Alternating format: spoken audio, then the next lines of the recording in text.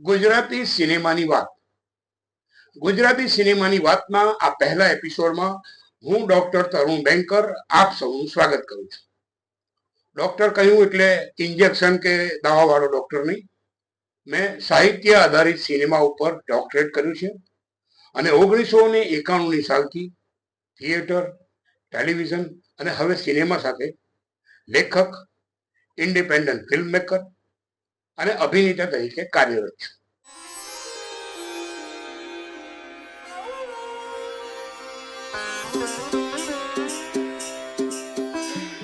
આજના એપિસોડમાં આપણે વાત કરીશું ગુજરાતી ફિલ્મ જગત વિશે, મારું મન તારું થયું વિશે અને સમંદર વિશે.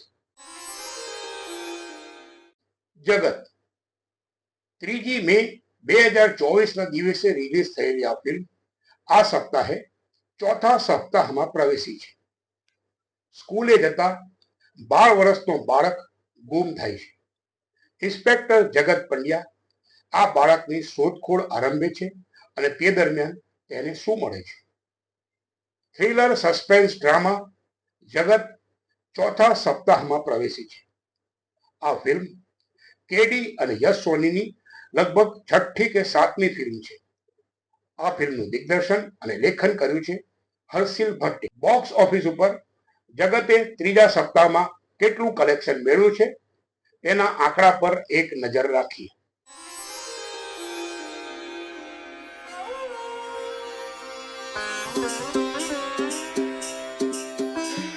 મારું મન તારું થયું આ ફિલ્મ બીજા સપ્તાહમાં પૂર્ણ કરી ત્રીજા સપ્તાહમાં પ્રવેશી રહી છે.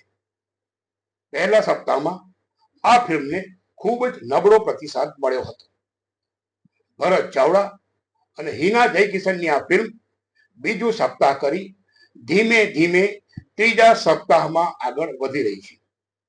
હિના જયકિશન આ પહેલા 4 ફેરાનું ચકડોળ અને નાસુર જેવી ફિલ્મો કરી ચૂકી છે. આવો બીજા સપ્તાહમાં બોક્સ ઓફિસ ઉપર મારું મન તારું થયું એ કેટલું કલેક્શન મેળવ્યું છે તેના આંકડા ઉપર એક નજર નાખી.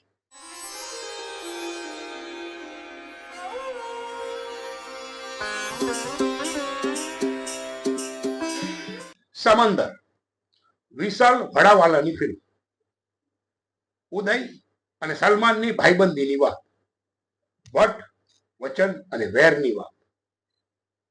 આ ફિલ્મ ગુજરાતી ભાષાની પહેલી ગેંગસ્ટર ફિલ્મ હોવાનું બહુમાન તેને મળ્યું છે. આ ફિલ્મ સત્ય ઘટનાના આધારે છે.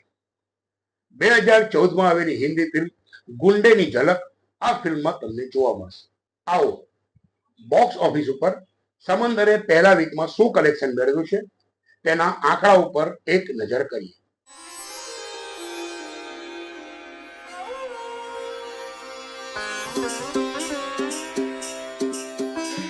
સમંદર ફિલ્મની લંબાઈ ખૂબ લાંબી હોવાનો જનરલ રિવ્યુ મળી રહ્યો છે.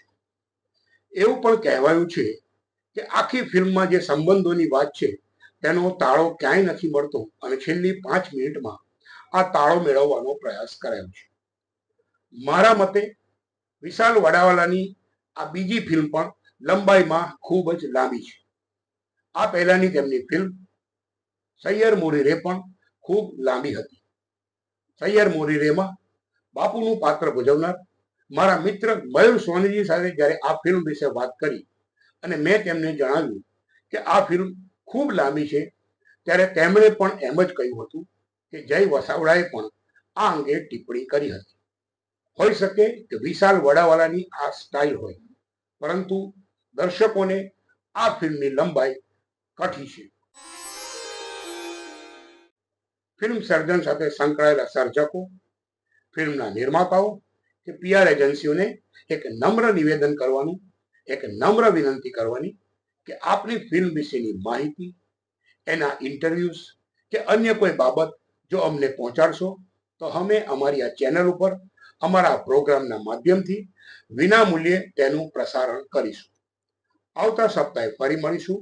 ત્યાં સુધી મેરે પાસ માં હૈ સિનેમા.